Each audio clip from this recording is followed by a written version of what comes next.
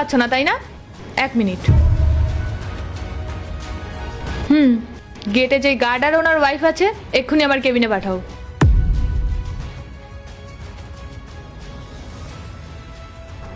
হ্যাঁ ম্যাডাম, আপনি কি আমাদের ডেকেছিলেন? হ্যাঁ গোপাল, তুমি কত স্যালারি পাও? স্যালারি কত পাই মানে ম্যাডাম, কাটছাট করে হাতে ওই 6,500 টাকা পাই। আসলে মায়ের কাছে অনলাইনে টাকাটা পাঠানোর জন্য বাড়তি 1,500 কাটেন ওই ম্যানেজার ম্যাডাম। তো বলো শ্রেয়া, এবার তুমি কি বলবে? নাকি এখনো বলবে গোপাল মিথ্যে কথা বলছে? বেচারা গরিব মানুষ, কত কষ্ট করে উপার্জন করে। তুমি 8,000-এর বদলে ওকে 6,500 টাকা দিচ্ছিলে। 8,000 টাকা? কিন্তু ম্যাডাম, আমি গত 1 বছর ধরে তো 6,500 টাকাই মাইনে পাই। হ্যাঁ ম্যাডাম, আমার স্বামী প্রত্যেক মাসে ওই কাটছাট করে 6,500 টাকাই মাইনে পায়। আমি বুঝতে পেরেছি তোমাদের সাথে অন্যায় করা হয়েছে। কি হলো শ্রেয়া, বলো। তুমি ওদের সাথে কেন এমনটা করলে? উত্তর দাও।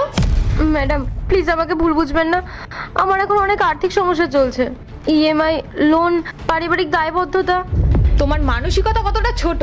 আর্থিক সংকট তো সবারই থাকতে পারে, তাই বলে এই নয় তুমি অন্যের অধিকার কেড়ে নেবে।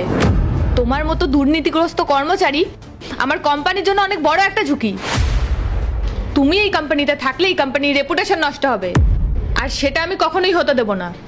ম্যাডাম ম্যাডাম আমার ভুল হয়ে গেছে, প্লিজ আমাকে ক্ষমা করে দিন। শ্রেয়া, ক্ষমা চাওয়ার মতো কোনো পরিস্থিতি নেই। তুমি গোপালের যে টাকাগুলো আত্মসাৎ করেছো তার প্রতিটি টাকা তোমায় ফেরত দিতে হবে, আর আমি চাই তুমি এই কোম্পানি থেকে এক্ষুনি বেরিয়ে যাবে। ম্যাডাম দয়া করে এরকম করবেন না, আমি সত্যি খুব বিপদে রয়েছি। ম্যাম, গোপালের থেকে আমি যে টাকাটা নিয়েছি আমি সব টাকা ওকে ফেরত দিয়ে দেবো। ম্যাম আমাকে একটা সুযোগ দিন, আমি নিজের ভুল শুধরে নেব, আর কখনো এরকম হবে না। তোমাকে সুযোগ দেওয়ার আর কোনো প্রশ্নই আসে না। তুমি নিজে তোমার বিশ্বাসের জায়গা নষ্ট করেছো, তাই এখনই বলছি এখান থেকে বেরিয়ে যাও। ম্যাডাম ম্যাডাম প্লিজ শেষবারের মতো আমাকে ক্ষমা করে দিন। তুমি নিজের সম্মান এখান থেকে বেরিয়ে যাবে, না আমি পুলিশ বা আইনের সাহায্য নেব।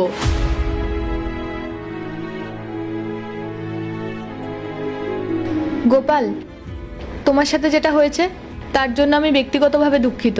আর তোমার যে টাকাটা কেটে নেওয়া হতো সেটা আজকেই তোমার ব্যাংকে ট্রান্সফার হয়ে যাবে। আর আমি তোমায় কথা দিচ্ছি, এরপরে অফিসের আর কোনো স্টাফের সাথে এরকম অবিচার আর হবে না।